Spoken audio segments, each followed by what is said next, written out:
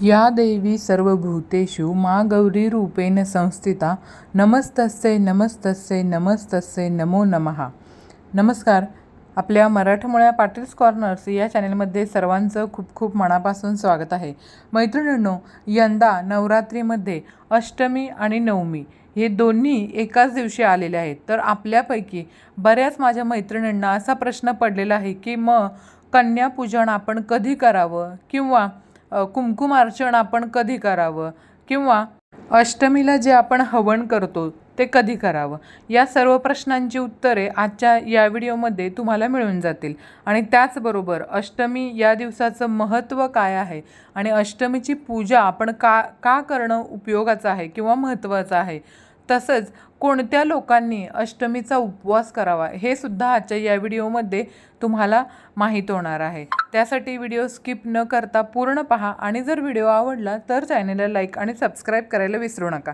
तर आपल्यापैकी काही मैत्रिणी अशा आहेत की त्यांना संतान प्राप्ती व्हावी अशी इच्छा असते, तर त्या वेगवेगळ्या सेवा करत असतात. तर तुम्हाला त्या सेवा करत असतानाच तुम्हाला या नवरात्रीमध्ये संतान प्राप्तीसाठी अतिशय छान अशी सेवा अष्टमीच्या दिवशी करायची आहे. ती कोणती आहे ते पण मी या व्हिडिओमध्ये तुम्हाला सांगणार आहे. चला तर मग व्हिडिओला सुरुवात करूया. नवरात्रीमध्ये शारदीय नवरात्र आता सुरू झालेली आहे आणि यातील अष्टमी आणि नवमी या तिथी अतिशय महत्त्वाच्या तिथी मानल्या जातात.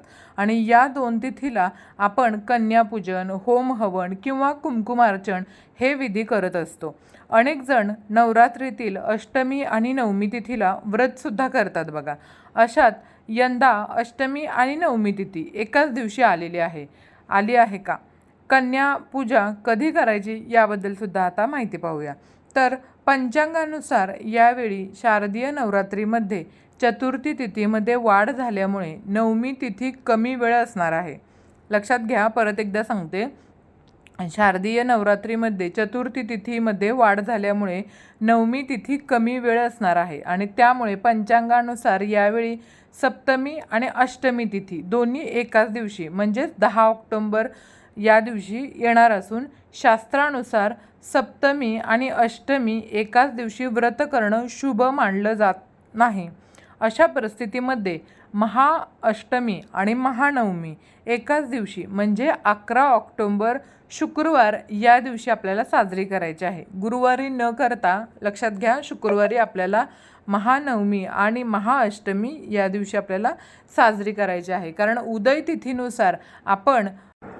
तिथीनुसार आपल्याला शुक्रवारी महानवमी याच दिवशी हे सर्व विधी करायचे आहेत. तर या दिवशी आपण अष्टमीच्या दिवशी पूजा कशी करायची ते पाहूयात. सर्वप्रथम यंदा महाअष्टमी आणि महानवमी एकाच दिवशी म्हणजे 11 ऑक्टोंबरला करायची आहे.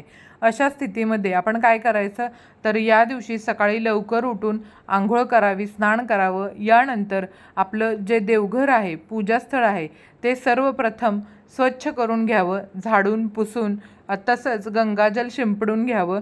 त्यानंतर देवीसमोर आपल्याला दिवा लावायचा आहे आणि माता दुर्गाला गंगाजलाने अभिषेक करायचा आहे. या दिवशी या पूजेच्या दरम्यान आपण देवीला अक्षदा, लाल सेंदूर, फुलं आणि प्रसादसुद्धा अर्पण करू शकता.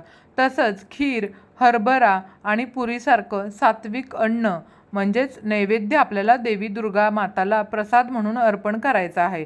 आता आपण कन्यापूजनसाठी सुद्धा हाच नैवेद्य म्हणून म्हणजेच हरभऱ्याची तुम्ही भाजी बनवू शकता. तसंच खीर तांदळाची, किंवा जर तुम्हाला शक्य असेल तर या दिवशी तुम्ही मखानाची खीर करायला विसरू नका. आता मखाना जर तुम्हाला मिळत नसेल तर तुम्ही तांदळाची खीर सुद्धा या दिवशी मुलींना कन्यापूजनासाठी आणि आपल्या दुर्गा मातेला नैवेद्य म्हणून आपण ही खीर करू शकतो. त्याच्यानंतर पुरीसुद्धा आपल्याला बनवायची आहे. आणि आपण काय करायचं बघा, धूप दीप प्रज्वलित करायचे, दुर्गा चालिसाचं पठण करायचं आणि शेवटी कुटुंबासहित सर्व कुटुंब एकत्र घेऊन आपण दुर्गा मातेची आरती करायची आहे. आता आपल्याला पाहायचं आहे की महाअष्टमीच्या दिवशी महापूजेचं महत्त्व काय आहे बघा. नवरात्रीचा 8वा दिवस हा महाअष्टमीचा दिवस म्हणून ओळखला जातो.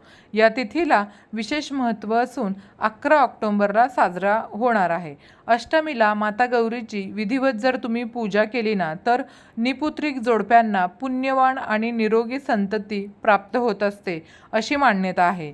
याशिवाय आपल्या घरामध्ये सुख समृद्धी आणि सुख समृद्धी टिकून राहते. आणि नवरात्रीच्या 8व्या दिवशी जर आपण कन्यापूजन केलं ना तर देवी मातेची विशेष कृपा आपल्यावरती होत असते आणि भक्तांच्या सर्व मनोकामना देवी माता पूर्ण करते असा अनेक भक्तांचा विश्वास आहे.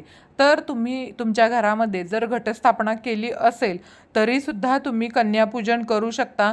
जर केली नसेल तरीही तुम्ही कुंकुमार्चन, कन्यापूजन आणि हवन या तिन्ही गोष्टी तुम्ही घटस्थापना केली नसेल तरीही करू शकता.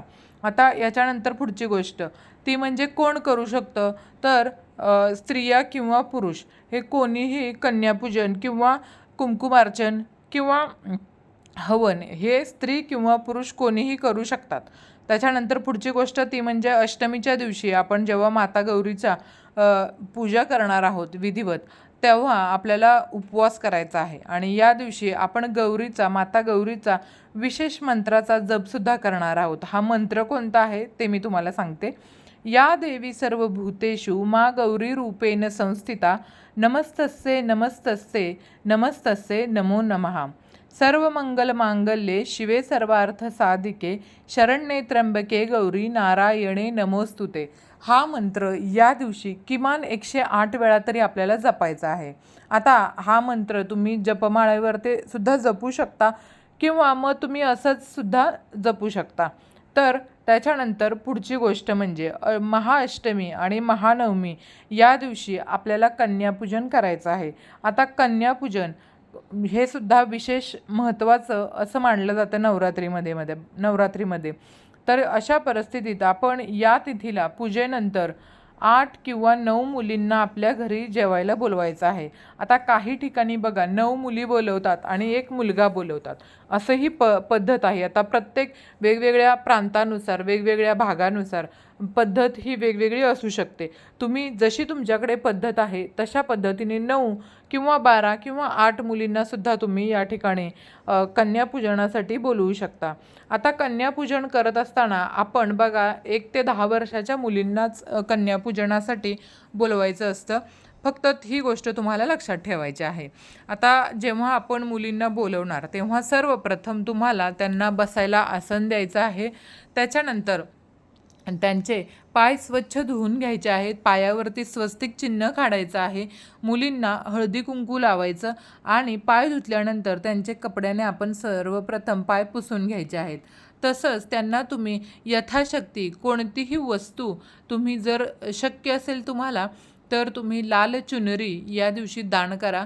जर तुम्हाला शक्य नसेल तर तुम्ही तुमच्या इच्छेने कोणतीही एखादी गोष्ट जी मुलींना आवडते ती बाजारातून आणून आपण या दिवशी दान करायचे आहे. तसंच त्यांना भेटवस्तू द्यायची आहे आणि त्यांचा आशीर्वाद घ्यायचा आहे. आपण यथाशक्ती मनाने आपल्याला जे आवडेल ते आपण प्रसादामध्ये नैवेद्यामध्ये जे आपण करणार आहोत जेवण तेच त्या मुलींनासुद्धा आपल्याला जेवू घालायचं आहे. आणि त्याच्यानंतर काय करायचं आहे बघा. तर या सर्व गोष्टी जर तुम्ही या दिवशी केल्यात कन्यापूजन त्याच्यानंतर कुंकुमार्चन हवन या जर विधी सर्व तुम्ही तुमच्या घरामध्ये केल्या तर तुमच्यावरती देवी प्रसन्न होते आणि तुम्हाला सुख समृद्धीचे आशीर्वाद देऊन जाते असं धर्मशास्त्रामध्ये सांगण्यात आलेलं आहे. तर कन्यापूजनाचा व्हिडिओ मी अगोदरच बनवलेला आहे तर त्यामध्ये तुम्हाला पूर्ण डिटेलमध्ये माहिती मिळून जाईल. तर तो मी डिस्क्रिप्शन बॉक्समध्ये त्याची लिंक देते, तिथे जाऊन तुम्ही पाहू शकता. तर आजची ही माहिती तुम्हाला आवडली असेल अशी अपेक्षा करते आणि जर आवडली असेल तर चॅनेलला लाईक आणि सबस्क्राईब करायला विसरू नका. धन्यवाद मित्रमैत्रिणींनो.